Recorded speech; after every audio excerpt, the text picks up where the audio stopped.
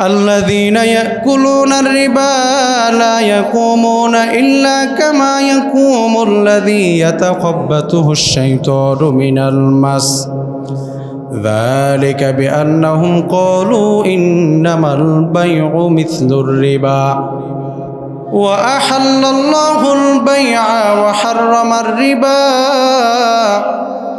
আল্লাহ পাক রব্বুল আলামিন বলেন, কিয়ামতের দিবসে যখন সুদখোরদেরকে তোলা হবে, উঠানো হবে, তাদেরকে লা ইয়াকুমুনা ইল্লা কামা ইয়াকুমুল্লাযী ইয়াতাখাব্বাতুহুশ শাইতানু মিনাল মাস, এমনভাবে উঠানো হবে যে দুনিয়াতে কাউকে যদি জিনে ধরে অথবা খারাপ দুষ্ট জিনে আক্রমণ করলে পরে মানুষ যেমন পাগল হয়ে যায়, মানুষের যেমন সেন্স ঠিক থাকে না, কথা ঠিক থাকে না, জবান ঠিক থাকে না, আল্লাহ পাক রব্বুল আলামিন বলেন সুদখোরদেরকে যখন কিয়ামতের মাঠে তোলা হবে, জিনে ধরা রোগীর মতো তারা পাগলের মতো কিয়ামতের ময়দানে উঠবে। তাদেরকে কেন আল্লাহ পাক রব্বুল আলামিন এই শাস্তি দিবেন? কারণ তারা মনে করত যালিকা বিআন্নাহুম, আল্লাহ পাক রব্বুল আলামিন আয়াতের পরের অংশে বলেন তারা কেন, আল্লাহ পাক কেন তাদেরকে এভাবে উত্তীর্ণ করবেন? তারা দুনিয়াতে যুক্তি পেশ করত, আল্লাহ পাক রব্বুল আলামিন আমরা যে সুদ খাই, এই সুদ হচ্ছে বেচা কেনার মতো। এই সুদ হচ্ছে কিসের মতো? বেচা কেনার মতো, ব্যবসার মতো। মনে রাখবেন, ব্যবসা এক জিনিস, সুদ আরেক জিনিস। ব্যবসা হচ্ছে কষ্ট অর্জিত, কষ্ট করে ইনকাম করা, আর সুদ হচ্ছে ঘরে বসে ইনকাম করা। ব্যবসার সুদ কখনো ব্যবসা, আপনি ব্যবসা করলেন, সকাল ভোরে ভোরে ঘুম থেকে জাগলেন, জেগে চলে গেলেন, এরপরে আপনি টাকা ইনকাম করলেন আর রাত্রিবেলায় ঘরে ফিরলেন, এটা এক জিনিস। আরেকটা হচ্ছে আপনি শুধুমাত্র ইনভেস্ট করে আপনি বাসায় শুয়ে আছেন, মানে আপনি শুধুমাত্র কিছু টাকা দিয়ে বাসায় শুয়ে আছেন, মাসে মাসে আপনার এখানে প্রফিট চলে যাচ্ছে। একটা হচ্ছে বসে বসে ইনকাম করা, আর একটা হচ্ছে কষ্ট করে ইনকাম করা। তার মানে সুদ আর ব্যবসা কখনো এক নয়। এজন্য আল্লাহ পাক রব্বুল আলামিন সুদখোরকে কিয়ামতের ময়দানে শয়তানের ন্যায় উঠাবেন। শয়তান স্পর্শ করে যেভাবে একজনকে পাগল বানিয়ে দেয়, পাগলের মতো করে আল্লাহ পাক রব্বুল আলামিন কিয়ামতের ময়দানে সুদখোরকে উঠাবেন। সুদের 3 নাম্বার ভয়াবহতা, আল্লাহ পাক রব্বুল আলামিন সুদখোরকে যখন উঠানো হবে, তাদের 2 নাম্বার আলামত, তাদেরকে মনে হবে যেন তাদেরকে শ্বাসরোধ করে উঠানো হচ্ছে। তাদেরকে কিভাবে উঠানো হচ্ছে? শ্বাসরোধ করে উঠানো হচ্ছে। মানে ধরেন, আমি আপনাকে দেখিয়ে দিচ্ছি কিভাবে। ধরুন এভাবে গলা ছাপ দিয়ে ধরলে, ধরেন আমি এভাবে ধরলাম, গলাটাকে ছাপ দিয়ে ধরলে যেরকম দেখা যাবে, গলাটাকে ছাপ দিয়ে ধরার পরে স্বাভাবিক আমরা তো আস্তে ধরলাম, আপনাকে যদি কেউ জোরে গলাটা এভাবে ছাপ দিয়ে ধরে, যেভাবে আপনার চেহারা মলিন হয়ে যাবে, লাল হয়ে যাবে, মনে হবে যেন আপনাকে কেউ শ্বাসরোধ করছে। কিয়ামতের ময়দানে সুদখোরকে পাগল অবস্থায় উঠানো হবে, আর যখন কিয়ামতের ময়দানে যখন তাদেরকে কবর থেকে উঠানো হবে, তখন তাদের গলার গাঁটটাকে ফেরেশতারা এভাবে চাপ দিয়ে ধরে শ্বাসরোধ করে উঠাবে। কথাটি আমার নয়, উমদাতুত তাফসীর খণ্ড নাম্বার 1 330 নং পৃষ্ঠায় রইসুল মুফাসসিরিন হযরতে আব্দুল্লাহ ইবনে আব্বাস রাদিয়াল্লাহু তাআলা আনহু তিনি বলেন, আখিলুর রিবা ইউবআসু ইয়াউমাল কিয়ামাহ মাজনুনান ইউখনাক। আল্লাহ পাক রব্বুল আলামিন বলেন সুদখোরকে পাগল অবস্থায় উঠানো হবে। রইসুল মুফাসসিরিন আব্দুল্লাহ ইবনে আব্বাস রাদিয়াল্লাহু তাআলা আনহু বলেন, যখন সুদখোরকে পাগল অবস্থায় উঠানো হবে, আর এমনভাবে উঠানো হবে যে মনে হবে যেন তাকে কেউ শ্বাসরোধ করে রেখেছে, মনে হবে যেন তাকে কেউ গলা টিপে ধরে রেখেছে, এই অবস্থায় সুদখোরকে উঠানো হবে। সুদের 4 নাম্বার ভয়াবহতা, যারা সুদ খায় তারা আল্লাহর বরাদ্দকৃত হালাল নেয়ামত থেকে বঞ্চিত। যারা সুদ খায় তারা আল্লাহর বরাদ্দকৃত হালাল রিজিক থেকে বঞ্চিত হয়। কথাটি আমার নয়, আল্লাহ পাক রব্বুল আলামিন পবিত্র কোরআনুল কারীমের 4 নম্বর সূরা আন-নিসা এর 160 এবং 161 নম্বর আয়াতে আল্লাহ পাক রব্বুল আলামিন বলেন, ফাবিজুলমিম মিনাল্লাযীনা হাদু হাররামনা আলাইহিম তাইয়্যিবাতিন উহিল্লাত লাহুম ওয়া বিসাদ্দিহিম আন সাবিলিল্লাহি কাসীরা। আল্লাহ পাক বলেন, ইহুদিদের থেকে আমি 4 অপরাধের কারণে তাদের থেকে আমি হালাল রিজিকগুলো তুলে নিয়েছি। কয় অপরাধ? 4 অপরাধ। 4 অপরাধের কারণে আল্লাহ পাক ইহুদিদের থেকে আল্লাহ পাক তার হালাল রিজিকগুলো তুলে নিয়ে গেছেন। 1 নাম্বার, ফাবিজুলমিম মিনাল্লাযীনা হাদু হাররামনা আলাইহিম তাইয়্যিবাত।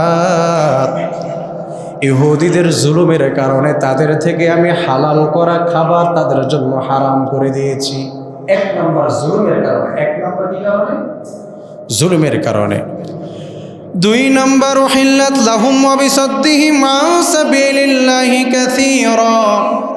ইহুদিরা আমি আল্লাহর দ্বীন পালন করার ক্ষেত্রে বাধা প্রদান করত। ইহুদিরা আমি আল্লাহর দ্বীন পালন করার ক্ষেত্রে বাধা প্রদান করত। 1 নম্বর অপরাধ, তারা জুলুম করত, এই জন্য তাদের থেকে হালাল রিজিক ছিনিয়ে নিয়ে যাওয়া হয়েছে। 2 নম্বর, তাদের অপরাধ ছিল তারা আল্লাহর দ্বীন পালন করার ক্ষেত্রে বাধা প্রদান করত। আল্লাহ পাক রব্বুল আলামিন সূরাতুন নিসার এবার 61 নম্বর আয়াতে আল্লাহ পাক বলছেন, ওয়াখযিহিমুর রিবা ওয়াকাদ। আল্লাহ পাক রব্বুল আলামিন বলছেন, এরপরে তাদের আরেকটি অপরাধ ছিল ওয়াখযিহিমুর রিবা, তারা সুদ গ্রহণ করত। ওয়াকাদ নুহু আনহু ওয়া আকলিহিম আমওয়ালান নাসি বিল বাতিল। তারা সুদ গ্রহণ করত, তো আমি আল্লাহ পাক তাদেরকে সুদ নিতে নিষেধ করেছিলাম, তোমরা সুদ গ্রহণ করিও না। ইহুদিরা সুদ গ্রহণ করার কারণে আমি আল্লাহ পাক তাদের হালাল রিজিক তাদের থেকে ছিনিয়ে নিলাম। এরপরে আর কি করলাম, তারা মানুষের উপর জুলুম করে মানুষের অর্থ অন্যায়ভাবে আত্মসাৎ করত, মানুষের সম্পদ অন্যায়ভাবে আত্মসাৎ করত। তার মানে বুঝলাম 4 অপরাধের কারণে আল্লাহ পাক হালাল রিজিক তুলে নেয়। 1 নম্বর জুলুমের কারণে। 1 নম্বর কি কারণে? জুলুমের কারণে। 2 নম্বর দ্বীনের কাজে বাধা প্রদান করলে। 3 নম্বর সুদ খাওয়ার কারণে। 4 নম্বর মানুষের সম্পদ আত্মসাৎ করার কারণে। এই 4 অপরাধের দ্বারা হালাল রিজিক নষ্ট হয়। যারা এই অপরাধগুলো করে আল্লাহ পাক তাদের জন্য হালাল দরজাগুলা বন্ধ করে দেয়। এমন অবস্থা হয় যে সুদ ছাড়া তার আর জীবনে চলার গতি থাকে না। এমন অবস্থা হয় যে জুলুম ছাড়া তার আর চলার কোনো পথ থাকে না। এমন অবস্থা হয় যে দ্বীনের কাজে বাধা প্রদান না করলে ইহুদিদের থেকে তার পকেটে টাকা ঢুকে না। এমন অবস্থায় সে দাঁড়িয়ে যায়, তার অবস্থা এমন হয়ে যায় তার জন্য আর কোনো হালাল পন্থা খোলা থাকে না। তাহলে আমরা জানলাম সুদ মানুষকে হালাল রিজিক থেকে বঞ্চিত করে। হালাল রিজিক থেকে কি করে? বঞ্চিত করে। সুদের 5 নম্বর ভয়াবহতা। সুদের কারণে অত্র এলাকায় যত গজব পতিত হয়, আল্লাহ পাক বলছেন, আল্লাহর হাবিব সাল্লাল্লাহু আলাইহি ওয়াসাল্লাম বলেছেন, সুদের কারণে এলাকায় গজব এবং আল্লাহর আযাব পতিত হয়। পড়ি নাউযুবিল্লাহ। আল্লাহ পাক রব্বুল আলামিন ও তার হাবিব সাল্লাল্লাহু আলাইহি ওয়াসাল্লাম আমাদেরকে সুদ থেকে বারবার বেঁচে থাকার জন্য আদেশ করেছেন। বিখ্যাত হাদিসের কিতাব আত-তারগীব ওয়াত তারহিব এর 3য় নং খণ্ড 79 নং পৃষ্ঠায় নবীজি করিম সাল্লাল্লাহু আলাইহি ওয়াসাল্লাম বলেন, কোনো এলাকার মধ্যে যদি 2টি অপরাধ বেড়ে যায়। কয়টি অপরাধ? 2টি অপরাধ। আল্লাহ পাক রব্বুল আলামিন বলেন, কোন এলাকার মধ্যে যদি 2টি অপরাধ বেড়ে যায়, 1 নাম্বার জিনা, নারী পুরুষের অবাধ মেলামেশা, নারী পুরুষের অবাধ সম্পর্ক, নারী পুরুষের অবৈধ প্রেম ভালোবাসা রিলেশন। 1 নম্বর অপরাধ জিনা যদি বেড়ে যায়, 2 নম্বর সুদের কারবার যদি ওই এলাকায় বেড়ে যায়, আল্লাহ পাক রব্বুল আলামিন বলেন কদ আহাল্লু বিআনফুসিহিম আযাবাল্লাহ, আমার আল্লাহ পাক ওই এলাকার মধ্যে গজব নাজিল করেন। এবং এই এলাকার মধ্যে আমার আল্লাহ পাক গজব নাজিল করা, এটা আমি আল্লাহর জন্য বৈধ হয়ে যায়। তার মানে 2টি অপরাধের কারণে এলাকায় সমাজে গজব নাজিল হয়। তার 1 নম্বর হচ্ছে জিনা, 2 নম্বর হচ্ছে সুদ। সুদের 6 নম্বর ভয়াবহতা, সুদের কারণে এলাকার মধ্যে দুর্ভিক্ষ লেগে যায়। কৃষকদের ফলের ভালো ফলন তারা পায় না, তারা অন্যান্য ফসলে খেতে তারা বরকত পাবে না। সুদের কারণে মানুষের কি হয়? দুর্ভিক্ষ লেগে যায় এলাকার মধ্যে, দুর্ভিক্ষের কারণ।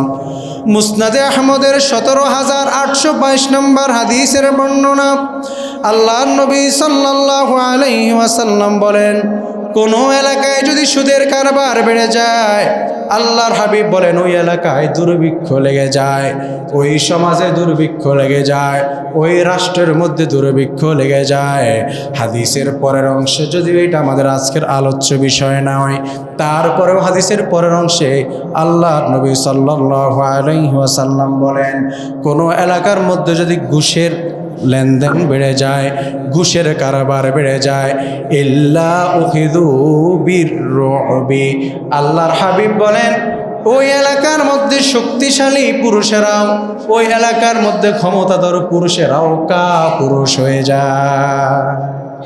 তাহলে হাদিসের মধ্যে 2টি জিনিস পেলাম। 1 নম্বর, সুদের কারণে আল্লাহর হাবিব বললেন এলাকায় দুর্ভিক্ষের সৃষ্টি হয়। হাদিসের পরের অংশে আল্লাহর হাবিব বলে ঘুষের কারণে সমাজের যে বড় বড় দাপটদারী ব্যক্তি যারা আছে তারাও দুর্বল হয়ে যায়, কাপুরুষ হয়ে যায়। নাউজুবিল্লাহ। আজকালকের যুব সমাজ তো এমন, এদেরকে যদি দিনের কোনো কাজে বলেন আসো আজকে আমরা এই ভালো কাজ করব, বলবে হুজুর এটা আমার দ্বারা সম্ভব না, এটা আমার দ্বারা হবে না। অথচ যুবকরা তো এরকম ছিল না, যুবকরা তো এরকমই ছিল, যেখানে বাধা হয়ে যেত সেখানে যুবকরা সবার আগে দাঁড়িয়ে যেত। তার মানে এই সমাজের মধ্যে সুদ ঘুষের এত ব্যাপক প্রসার হয়েছে যে যেই যুবকরা ছিল সত্য ইমানদার, যেই যুবকরা ছিল আবু বকর, যেই যুবকরা ছিল ওমর, যেই যুবকরা ছিল ওসমান, যেই যুবকরা ছিল আলী, এই যুবকরা এখন আর হযরত আলীর ভূমিকা পালন করতে পারে না। এই যুবকগুলোও এখন এক একজন কাপুরুষের রূপ নিয়েছে, একমাত্র সুদ এবং ঘুষের অপরাধের কারণে। সুদের 7 নম্বর ভয়াবহতা, আল্লাহ পাক রব্বুল আলামিনের হাবিব বলেন যারা সুদ খায় তারা পেটে সাপ ঢুকায়, তারা পেটে কোনো রিজিক ঢুকায় না। সুদখোর পেটে কি ঢুকায়? সাপ ঢুকায়।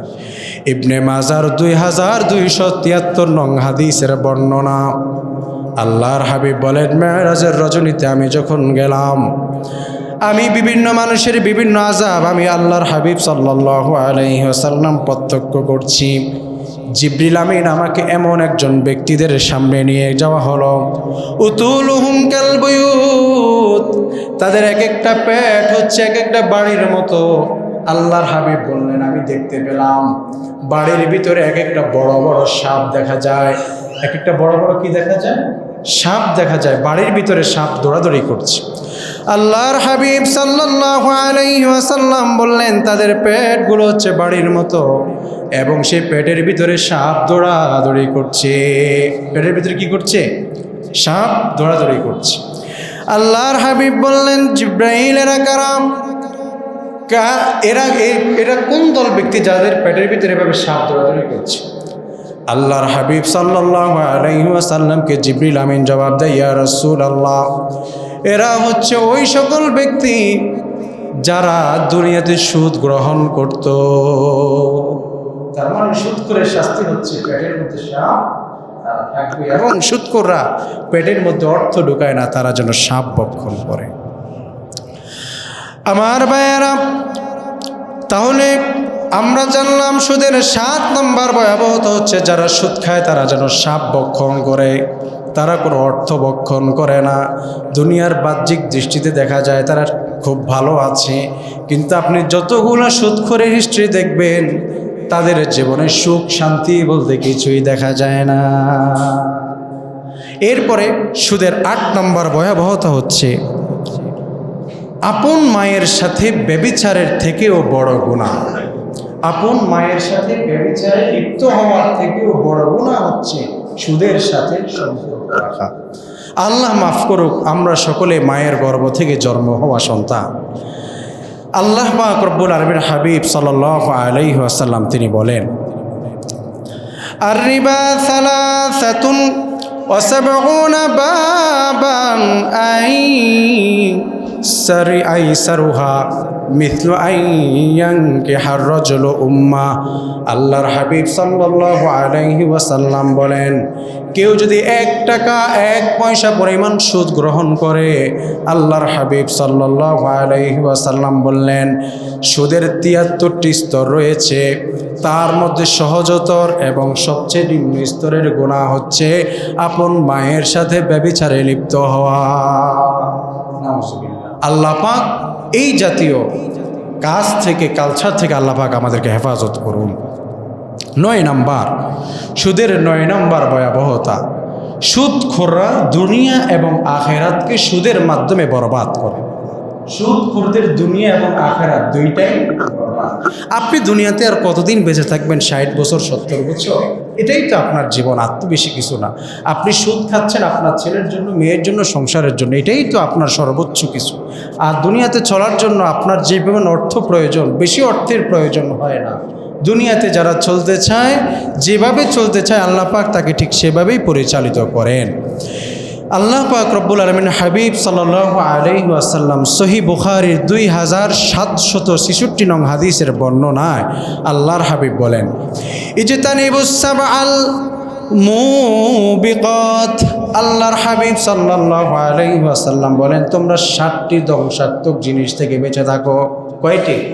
7টি ধ্বংসাত্মক জিনিস থেকে তোমরা বেঁচে থাকো, যেই 7টি জিনিস মানুষকে ধ্বংস করে দেয়। সাহাবীরা প্রশ্ন করলেন, ক্বালু ইয়া রাসূলুল্লাহ, সেগুলো কি?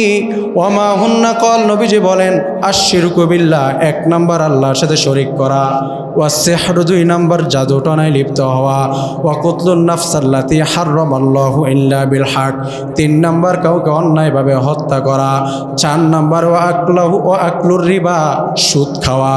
সুদ খাওয়ার মাধ্যমে মানুষ ধ্বংস হয়ে যায়, দুনিয়া এবং আখেরাত বরবাদ হয়ে যায়। 5 নম্বর ওয়া আকলু মালিল ইয়াতীম, এতিমের সম্পদ ভক্ষণ করা, ওয়াত্তাওয়াল্লি ইয়াউমাজ যাহফ। আল্লাহর হাবিব বলেন, জিহাদের ময়দান থেকে ফিরে আসা, জিহাদের ময়দান থেকে চলে আসা, পালিয়ে চলে আসা। ওয়া কসফুল মুহসানাতিল মুমিনাতিল গাফিলাত, এবং ইমানদার সতী সাথী নারী, ভালো নারীর বিরুদ্ধে অপবাদ দেওয়া। তাহলে আমরা 7টি ধ্বংসাত্মক অপরাধের কথা জানলাম। 1 নম্বর আল্লাহর সাথে শিরিক করা, 2 নম্বর জাদুটনা করা, 3 নম্বর কাউকে হত্যা করা। শুধুমাত্র কোনো মানুষ নয়, অন্যায়ভাবে আমরা একটা চড়ুই পাখিকেও হত্যা করব না। ইবনে মাজার হাদিস, আল্লাহর হাবিব বলেন, কেউ যদি দুনিয়াতে অন্যায়ভাবে একটি চড়ুই পাখিকেও হত্যা করে, কিয়ামতের ময়দানে চড়ুই পাখি পর্যন্ত আল্লাহর দরবারে দাঁড়িয়ে বলবো, গো আল্লাহ, কি অপরাধ করেছিলাম, তোমার ওই বান্দা দুনিয়াতে আমাকে বিনা অপরাধে হত্যা করেছিল, এজন্য বিনা অপরাধে আমরা একটা কুকুরকেও হত্যা করব না, বিনা অপরাধে আমাদের হাত দ্বারা যেন একটা প্রাণীও হত্যা না হয়। আল্লাহর হাবিব বলেন, কিয়ামতের ময়দানে যারা একজন আরেকজনকে খুন করে, আল্লাহ কোরআন আল কারিমে আরেক জায়গায় বলেন, তারা একজনকে হত্যা করে না, তারা একটা জাতিকে যেন হত্যা করে ফেলে।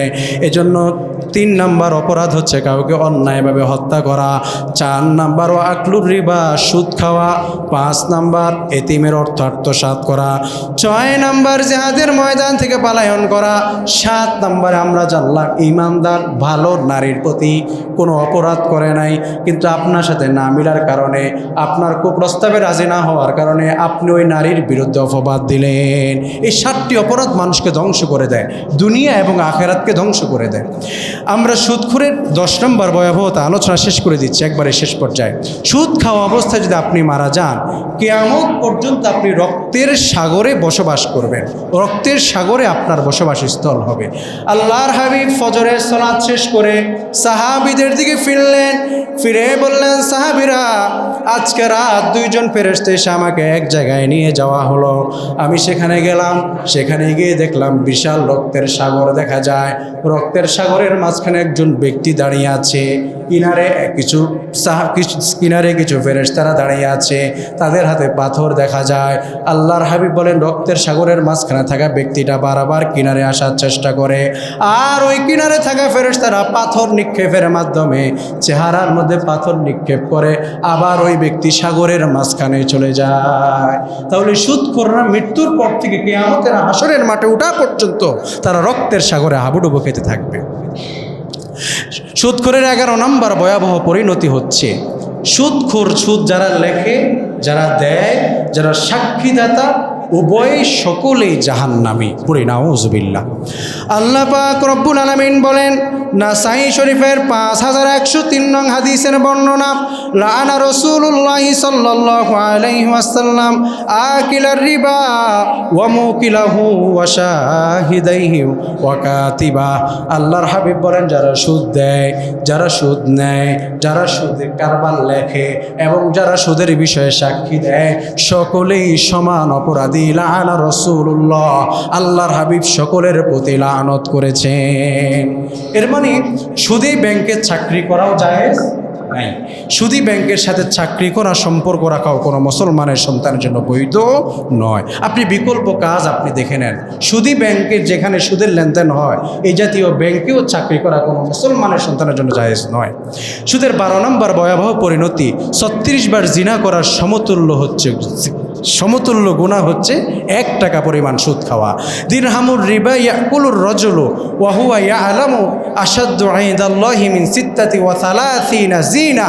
আল্লাহর হাবিব বলেছেন, 36 বার জিনা করলে, ব্যভিচার করলে যেই গুনাহ, কেউ যদি 1 টাকা পরিমাণ সুদ খায়, তার জন্য সেই পরিমাণ নাউযুবিল্লাহি মিন যালিক। সুদের 13 নম্বর ভয়াবহ পরিণতি, আল্লাহর হক তাকে জান্নাতে না দেওয়া। হাদিসের কিতাব আল মুস্তাদরক লিল হাকিমের 2260 নং হাদিসের বর্ণনা, আল্লাহর হাবিব বলেন, 4 শ্রেণীর ব্যক্তি যারা জান্নাতে যাবে না, তার মধ্যে 1 নম্বর ব্যক্তি, আল্লাহ পাক তাদেরকে জান্নাতে দিবে না, এটাই হচ্ছে আল্লাহ পাকের শেষ সিদ্ধান্ত। তার মধ্যে 1 নম্বর ব্যক্তি যারা মদ পান করে, 2 নম্বর যে সুদ খায়, 3 নম্বর যারা এতিমের অর্থ আত্মসাৎ করে, 4 নম্বর পিতা মাতার অবাধ্য সন্তান। তাহলে 4 অপরাধে দ্বারা কখনো জান্নাতে যাওয়া যাবে না। 1 নম্বর মদ পান করা। মদ শুধুমাত্র আপনি যেটা খান অ্যালকোহল, ওইটাই না, যত নেশাদার দ্রব্য আছে, সকল মুফাসসিররা, হযরত আব্দুল্লাহ ইবনে আব্বাস রাদিয়াল্লাহু তাআলা তিনি বলেছেন, সকল নেশাদার দ্রব্যই তার মধ্যে সাব্যস্ত হয়। 2 নম্বর সুদ খাওয়া, 3 নম্বর এতিমের হক আত্মসাৎ করা, 4 নম্বরে পিতা মাতার অবাধ্য সন্তান, তারা কখনো জান্নাতে যাবে না। 14 নম্বর, কিয়ামতের পূর্বে 3 জিনিস বেড়ে যাবে। 1 নম্বর জিনা, 2 নম্বর সুদ, 3 নম্বর মদ। আল্লাহর হাবিব বলেছেন, কিয়ামতের পূর্বে 3টা জিনিস ফিতনা হয়ে যাবে। 1 নম্বর জিনা, আল্লাহর হাবিব বলবেন জিনা রন্ধ্রে রন্ধ্রে চেয়ে যাবে। 2 নম্বর সুদ, সকলের কাছে সুদ পৌঁছে যাবে। 3 নম্বর মদ, এমন একটা সময় আসবে, এমন একজন ব্যক্তি পাওয়া যাবে না যে মদ পান করেনি। পুরি নাউযুবিল্লাহ। 15 নম্বর, সে ক্ষতিগ্রস্তের দিকে অগ্রসর হচ্ছে। সে সুদের মাধ্যমে সে মনে করছে আমার বিশাল পাহাড় দালান হয়ে যাচ্ছে, কিন্তু আল্লাহর হাবিব বললেন সে ক্ষতিগ্রস্তের দিকে অগ্রসর হচ্ছে। সে ক্ষতিগ্রস্তের মধ্যে না পড়ুক, তার পরিবার পরিজন, তার পরবর্তী প্রজন্ম হলেও ক্ষতিগ্রস্তের মধ্যে পড়বে। আর রিবা ওয়াইন কাসুরা ফাইন্না আকিবাতুহু তাসিরু ইলাল কলব। আল্লাহর হাবিব বললেন সে দিন দিন ক্ষতিগ্রস্তের দিকে আগাচ্ছে। সুদের সর্বশেষ ভয়াবহ পরিণতি হচ্ছে, কিয়ামতের পূর্বে এমন একজন ব্যক্তি থাকবে না যে সুদ থেকে বঞ্চিত ছিল, যে সুদের মধ্যে তার নিজেকে সে ডুবায় নাই। নাউযুবিল্লাহ। সুদ এমনভাবে কিয়ামতের পূর্বে চেয়ে যাবে যে সুদের অর্থ, আপনি সুদ খান না ঠিক আছে, কিন্তু আপনার ভাই সুদ খায়, সে একদিন আপনাকে দাওয়াত করে খাওয়ালো, আপনি সেটা খেলেন। ইমাম সাহেব সুদ খায় না ঠিক আছে, কিন্তু ইমাম সাহেব সুদের বাড়ি, সুদখোরের বাড়ি খানা খায়। তো এভাবে করে করে এমন অবস্থা হবে কিয়ামতের পূর্বে, যে কিয়ামতের পূর্বে এমন একজন ব্যক্তি থাকবে না যার পেটে সুদ ঢুকেনি। এজন্য কিয়ামতের পূর্বে আল্লাহর হাবিব বলেছেন, হ্যাঁ, যে ব্যক্তি সুদ খায় তার সুদের গুনাহ ঠিক আছে, কিন্তু যেই ব্যক্তিটি সুদ খায় না, সে বাধ্য হয়ে খাচ্ছে অথবা তাকে কেউ দাওয়াত দিয়ে খাওয়াচ্ছে, সেটা এক হিসাব, সে সমান অপরাধী নয়, সে অপরাধীও হবে না। কিন্তু যে সুদ খেলো জেনে শুনে যদি খায়, সে নিশ্চয়ই অপরাধী। সমাজের মধ্যে কিছু চিহ্নিত সুদখোর দেখবেন, ওই সুদখোরে ঘরে দাওয়াত দিলে উচিত হচ্ছে ইমাম সাহেবদের না যাওয়া, ওই ঘরে ইমাম সাহেবদের খাবার না পাঠানো, এটা উচিত, এটা আপনাদেরই দায়িত্ব। যাই হোক, সব মিলে বিষয় হচ্ছে কিয়ামতের পূর্বে সুদ রঞ্জে রঞ্জে চেয়ে যাবে। আল্লাহ পাক রব্বুল আলামিন সুদের মতো এই ভয়াবহ পরিণতি থেকে, সুদের মতো এই ভয়াবহ গুনাহ থেকে আল্লাহ পাক আমাকে, আপনাকে এবং এই জাতিকে হেফাজত করুন। আমিন। ওয়া আখিরু দাওয়ানা আলহামদুলিল্লাহি রাব্বিল আলামিন।